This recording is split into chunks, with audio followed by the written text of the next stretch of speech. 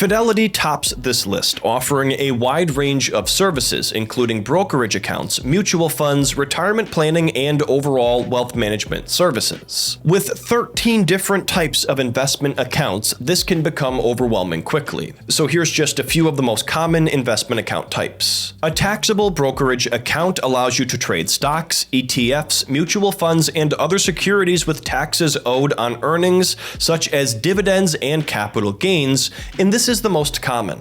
A Roth IRA is an account type where you contribute after-tax income, and then your qualified withdrawals in retirement are tax-free. So this is a really nifty tool. Joint accounts, on the other hand, are accounts shared by 2 or more people and allow all parties to trade and manage the investments. That's just a few of the account types offered, but Fidelity offers commission-free trading for stocks, options, and ETFs among all of those accounts. They also support other less common types of assets, such as fixed income funds, direct bond investments, and CDs, which most newer brokerage accounts do not. In addition, Fidelity is also known for having fantastic customer service to assist you in your investing journey, should you need them. If you want to learn more, be sure to check out my full Fidelity Investments tutorial for beginners, where I walk you through how to create an account and start investing from scratch.